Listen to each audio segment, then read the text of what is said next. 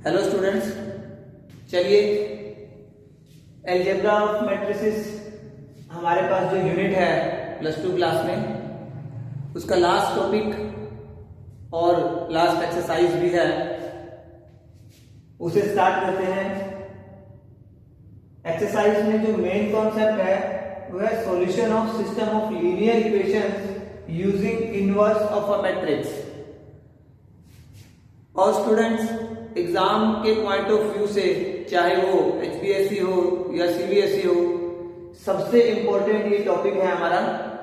101% sure HPSC board में भी और CBSE बोर्ड में भी इस एक्सरसाइज से क्वेश्चन आता है।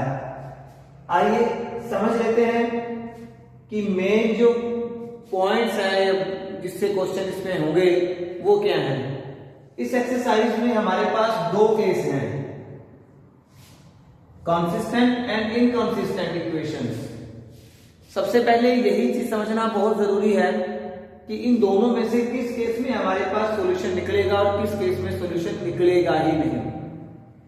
तो चलिए देखते हैं। पहले जो केस का नाम है कंसिस्टेंट, ये एक ऐसा केस है जिसमें सॉल्यूशन हमारे पास आएगा, जबकि जो दूसरा केस है इनकंसिस्टेंट, जब आपके पास क्वेश्चन में ये केस बनेगा तो उस क्वेश्चन में आप आंसर लिखोगे नो सॉल्यूशन, यानी उसमें कोई सॉल्यूशन आपका निकलेगा नहीं। कंसिस्टेंट में क्वेश्चन में दो पार्ट बनेंगे। जो भी इक्वेशन आपको दे रखी होगी, जब हम क्वेश्चन सॉल्व करेंगे तो थोड़ा ज्यादा क्लियर होगा।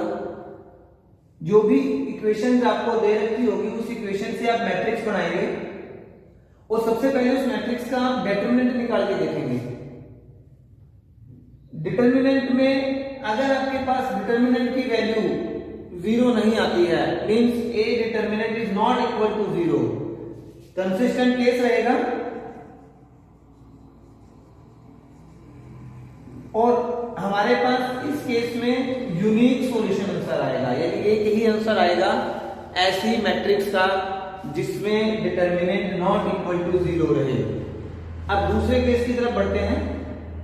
अगर आपके पास जो मैट्रिक्स आपने बनाई है उसमें डिटरमिनेंट की वैल्यू 0 आ जाती है, तो आपके पास आगे आपको दो पार्ट्स में क्वेश्चन को डिवाइड करना पड़ेगा। हम डायरेक्टली ए इनवर्स तो नहीं निकाल पाएंगे उस केस में, हमें एडजेंट ऑफ ए को मैट्रिक्स बी से मल्टीप्लाई करना होगा। एडजेंट ऑफ ए की वैल्यू को जब आप मैट्रिक्स बी से मल्टीप्लाई करेंगे, अगर उसकी वैल्यू 0 आती है तो अगेन कंसिस्टेंट केस रहेगा, लेकिन इस बार जो सॉल्यूशन होगा वो यूनिक नहीं रहेगा। इस बार इनफाइनाइट नंबर ऑफ सॉल्यूशन आपके पास आएंगे।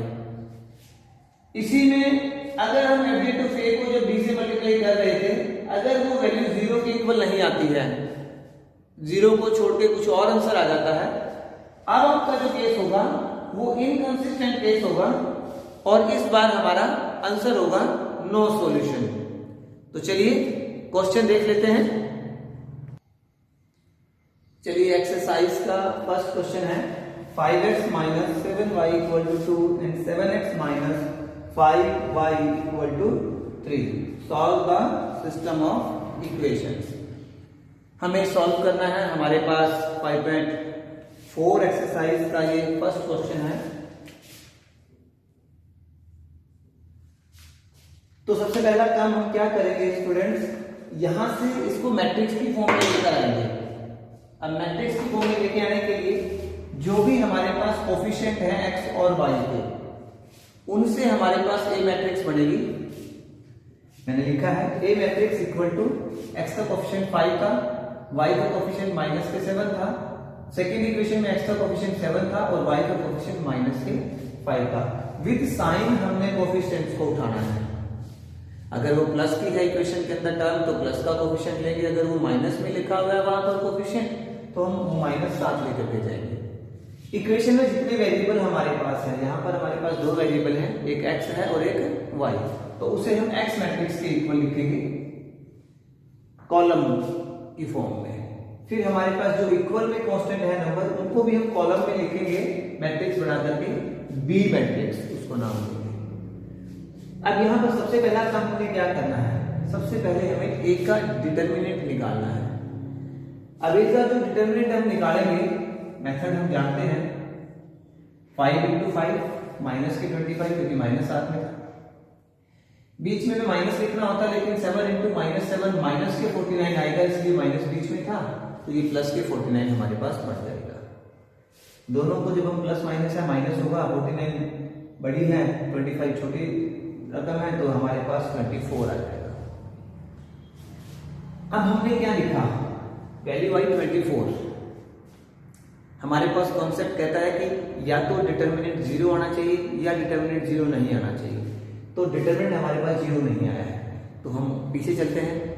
हमने कहा था कि अगर डिटर्मिनेंट 0 नहीं आएगा तो इट मींस कंसिस्टेंट केस होगा और यूनिक सॉल्यूशन हमारे पास आएगा। तो हम लिखेंगे which implies a is a non singular and the system has a unique solution given by the method x is equal to a inverse into b। यानी अब हमारा जो नेक्स्ट स्टेप होगा वो होगा how to find a inverse. जो material हमें given है हमें उसमें ए इनवर्स फाइंड आउट करना है। तो ए इनवर्स 5.2 एक्सरसाइज में हम कर रहे थे, पिछली वीडियो में मैंने करवाया हुआ है। ए इनवर्स निकालने के लिए सबसे पहले हमें क्या निकालना होगा, एडजेंट, और एडजेंट के लिए सबसे जरूरी क्या है, कोफैक्टर। तो स्टूडेंट अब हम क्या निकालेंगे, कोफैक्टर। कोफैक्टर की नोटेशन कैपिटल लेटर्स में होती है। ए मैट्रिक्स, जो मैट्रिक्स होगी उसी के लेटर से हम स्टार्ट करते हैं। ए मैट्रिक्स है तो पहला कोफैक्टर हमने लिखा A11। A11 का मतलब होता है फर्स्ट रो और फर्स्ट कॉलम को एक्सपेंड करने के बाद जो एलिमेंट बचेगा। तो ये रही आपकी फर्स्ट कॉलम और ये रही आपकी फर्स्ट रो। अगर मैं इन दोनों को छोड़ देता हूं तो मेरे पास बचता है -5, सो आंसर है -5। फिर A12 first row second column, row अभी भी फर्स्ट रहेगी लेकिन कॉलम सेकंड हो चुकी है तो एलिमेंट बचेगा 7, बट साथ में माइनस आया है। आप लोग जानते हैं 4th चैप्टर में हम कर चुके हैं, जो भी कोफैक्टर हम निकाल रहे होते हैं, लेट सपोज A12 तो 1 + 2 हम इन दोनों को ऐड करके देखते हैं राफ में, या मेंटली कैलकुलेट आप कर सकते हो, छोटे से नंबर होते हैं। हमारे पास आया 3 which is an odd number. So directly आपको याद रखना है कि अगर इन दोनों का सम ओड आता है तो साथ में आप माइनस लेंगे, और अगर इन दोनों का सम ओड नहीं आता है तो जैसा साइन आपके पास आएगा वही साइन होगा। ओड पे आप साइन चेंज करोगे, माइनस में अगर आया हुआ है तो प्लस का लिखोगे, जैसा कि अभी 8 to 1 में हमारे पास आने वाला है। सेकेंड रो और फर्स्ट कॉलम, ये रही सेकेंड रो और ये रही फर्स्ट कॉलम। माइनस के 7 था, 2 + 1 3 होते हैं, इसलिए वो प्लस के 7 हमारे पास बढ़ गया। फिर second row and second column, second row second column, क्या बचता है 5। सो A22 यानी लास्ट कोफैक्टर जो है हमारा, उसकी वैल्यू हमारे पास आई 5। एडजॉइंट का फॉर्मूला क्या है, इन कोफैक्टर से मैट्रिक्स बनाइए और उसका ट्रांसपोज कर दीजिए। तो मैट्रिक्स हमने बनाई और उसका ट्रांसपोज कर दिया, तो जो फर्स्ट रो थी वो बन गई फर्स्ट कॉलम और जो सेकेंड रो थी वो हमारे पास बढ़ गई सेकेंड कॉलम। तो इस प्रकार हमारे पास एडजॉइंट की वैल्यू आई -5 7 एंड 5। अब ए इनवर्स का जो फॉर्मूला है, ए इनवर्स का फॉर्मूला हमारे पास है 1/a डिटर्मिनेंट, साथ में प्रोडक्ट में उसके एडजेंट ऑफ ए। ए डिटर्मिनेंट की वैल्यू पहले ही निकाल चुके हैं हम, जो कि हमारे पास आई थी 24। सो 1/24, साथ में जो एडजेंट ऑफ ए की वैल्यू अभी हमारे पास आई थी उसे हमने लिखा, तो हमारे पास ए इनवर्स की वैल्यू आ चुकी है। अब हमारा जो सॉल्यूशन था वो था कि x कैसे फाइंड आउट करोगे आप, ए इनवर्स की जो वैल्यू आएगी उसको बी मैट्रिक्स से आपने मल्टीप्लाई करना है। तो हमने लिखा a inverse x is equal to a inverse 1/24, साथ में ये वैल्यू मैट्रिक्स में और साथ में बी मैट्रिक्स जिसके जो कोऑर्डिनेट थे वो 2 और 3 थे। तो मल्टीप्लिकेशन का रूल क्या होता है, रो को कॉलम से करना होता है। फर्स्ट एलिमेंट से होगा 5 to 10 आएगा और 7 को 3 से करेंगे, 7 3 21 आएगा। बीच में एडिशन का साइन होता है, प्लस रखते हैं हमेशा। फिर सेकंड रो पे चलेंगे तो सेकंड रो का एलिमेंट आएगा, तो 7 × 2 माइनस के 14 बन जाएगा और 5 × 3 15 बन जाएगा। इन दोनों को क्योंकि ऐड होगा 21 है और 10 माइनस का है तो ये बचेगा प्लस के 11, और 15 प्लस का है 14 माइनस का है तो ये बचेगा हमारे पास 1। अच्छा, जो मैट्रिक्स x थी वो क्या थी, कॉलम में x और y, तो उसे हमने वापस उसी फॉर्म में लिख दिया x और y। अब हमारे पास यहां से जो पहला एलिमेंट है, क्योंकि इसको अंदर लेके जाएंगे तो 11/24 से बनना है, तो x की वैल्यू हमारे पास बनेगी 11/24 और y की वैल्यू हमारे पास बनेगी 1/24। स्टूडेंट्स एक बात आप याद रखेंगे, जैसा कि हमने यहां लिखा था कि अगर डिटरमिनेंट की वैल्यू आपके पास नॉन जीरो आती है तो मैट्रिक्स का जो आंसर आता है वो यूनिक आता है, यूनिक सॉल्यूशन। अगर वेरीफाई करना हो तो आप किसी और मेथड से इसको सॉल्व करके देख सकते हैं। बेशक आप इसको डायरेक्ट एलिमिनेशन मेथड या सब्स्टिट्यूशन मेथड को अप्लाई कर सकते हैं रफ में, आपके पास आंसर यही आएगा। क्योंकि यूनिक सॉल्यूशन का मतलब होता है कि आप मेथड कोई भी अप्लाई करें, आपका आंसर चेंज नहीं हो सकता। तो यहां पर आपको बेनिफिट रहेगा, क्वेश्चन आप इसी प्रोसेस से निकालेंगे, लेकिन रफ वर्क में फॉर वेरीफाई योर आंसर आप चेक करके देख सकते हैं किसी भी पर्टिकुलर मेथड से जो आपको अच्छा लगता हो, आंसर नहीं बदलने वाला। आई थिंक आपको ये समझ आया होगा। मैंने 2x2 ऑर्डर की मैट्रिक्स लेके पहला क्वेश्चन करवाया है। एग्जाम के पॉइंट ऑफ व्यू से 3x3 ऑर्डर की मैट्रिक्स का जो क्वेश्चन होता है बहुत इंपॉर्टेंट होता है, वो भी आगे हम करेंगे। अभी हमने जो क्वेश्चन किया वो यूनिक सॉल्यूशन का केस था, 2x2 ऑर्डर की मैट्रिक्स थी। अभी हम 2x2 ऑर्डर की मैट्रिक्स का एक और क्वेश्चन करेंगे जो इनफाइनाइट सॉल्यूशन होगा या नो सॉल्यूशन का केस होगा, वो दोनों क्वेश्चन हम करके देखेंगे। अभी हम करेंगे इनफाइनाइट नंबर ऑफ सॉल्यूशन। ठीक है, एक्सरसाइज का सेकंड क्वेश्चन का फोर्थ पार्ट है स्टूडेंट। दोनों इक्वेशन हमने लिखी। अब यहां भी मैं अगेन 2x2 ऑर्डर की मैट्रिक्स से ही क्वेश्चन करूंगा। कोएफिशिएंट से मैट्रिक्स बनाई 1 5 2 8 10, वेरिएबल से एक्स मैट्रिक्स लिखी, इक्वल में जो कांस्टेंट थे वहां से हमने बी मैट्रिक्स लिखी। पिछले क्वेश्चन की तरह ही हमने डिटरमिनेंट निकाला। अब की बार डिटरमिनेंट कितना आया? 0। तो अगर आपके पास डिटरमिनेंट की वैल्यू 0 आती है तो हम क्या कहते हैं कि ए हमारे पास सिंगुलर मैट्रिक्स है। अगर वो नॉन जीरो आती है तो हम बोलते हैं नॉन सिंगुलर मैट्रिक्स। ये दोनों नाम याद रखिएगा, 1 मार्क्स में कई बार पूछ लेते हैं। डिटरमिनेंट की वैल्यू 0 आए तो सिंगुलर मैट्रिक्स है, और डिटरमिनेंट की वैल्यू अगर आपके पास नॉन जीरो आए तो आपके पास नॉन सिंगुलर मैट्रिक्स है। तो अगर आपके पास सिंगुलर मैट्रिक्स आती है तो आपको क्या लिखना होगा क्वेश्चन में? A is a singular matrix, hence the given system of equation does not have a unique solution. It means इतना तो श्योर है कि ये जो सिस्टम ऑफ इक्वेशन है इसका यूनिक सॉल्यूशन नहीं होगा। ऐसा नहीं है कि अभी हम ये कह देंगे कि सॉल्यूशन नहीं होगा। हाँ, इतना श्योर है कि हम कह देंगे यूनिक सॉल्यूशन अब की बार नहीं आने वाला। तो thus there are two possibilities, either equation are inconsistent and it has no solution, and or equation are consistent and it has infinite number of solution। तो वो हमें अभी चेक करना है कि ये इनफाइनाइट नंबर वाला है या नो सॉल्यूशन है। तो वो कैसे होगा? इसके बाद आप एडजॉइंट निकालेंगे। एडजॉइंट के लिए हमने कोफैक्टर निकाले, प्रोसेस आप जान चुके हैं, पिछले क्वेश्चन में मैंने आपको बता दिया है। एडजॉइंट लिखा, सभी की वैल्यू लिखी, ट्रांसपोज किया, हमारे पास एडजॉइंट की वैल्यू आई। यूनिक सॉल्यूशन के केस में क्या करते थे? यहां के बाद ए इनवर्स निकलता था, 1/a determinant into adjoint of a. क्योंकि ए डिटरमिनेंट की वैल्यू 0 है, 1/a डिटरमिनेंट हम नहीं ले सकते, इनफाइनाइट हो जाएगा, नॉट डिफाइंड हो जाएगा।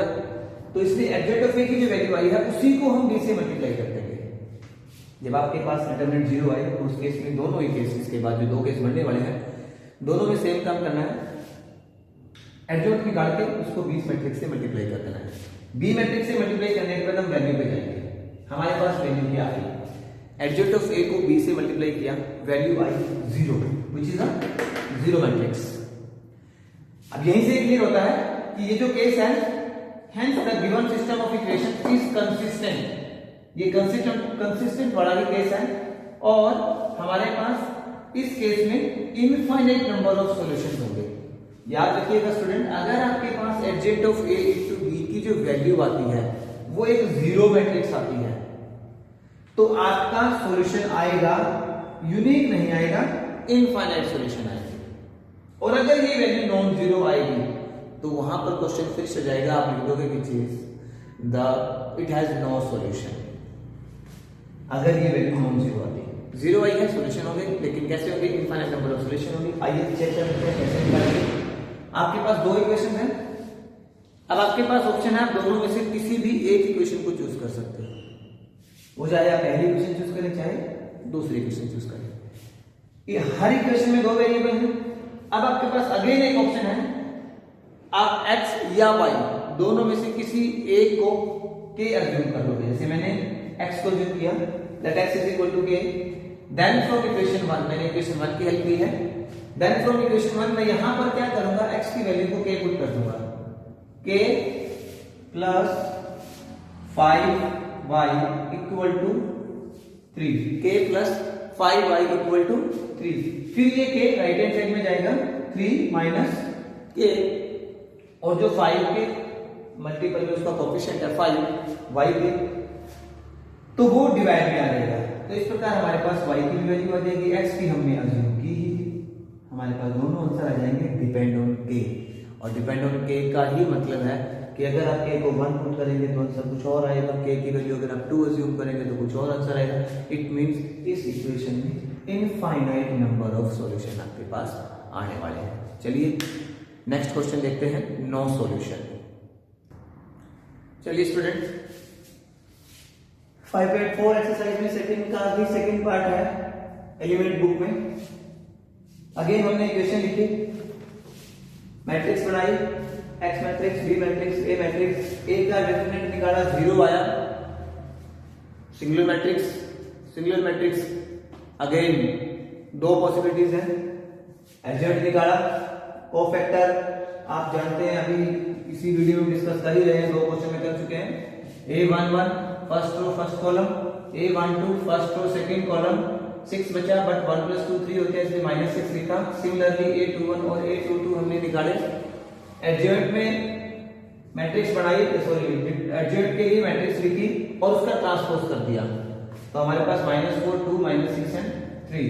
ट्रांसपोज में आप जानते हैं रो को कॉलम बना करके लिखना होता है, ये यूं कह लीजिए कॉलम को रो बना करके लिखना होता है, दोनों में कुछ भी बोल सकते हैं। एडजॉइंट आने के बाद एडजॉइंट ऑफ ए को b से मल्टीप्लाई करेंगे, b से जब मल्टीप्लाई किया हमने इसको भी मैट्रिक्स से, तो हमारे पास आंसर है -16 कॉलम का फर्स्ट एलिमेंट और -24 उसी कॉलम का सेकंड एलिमेंट।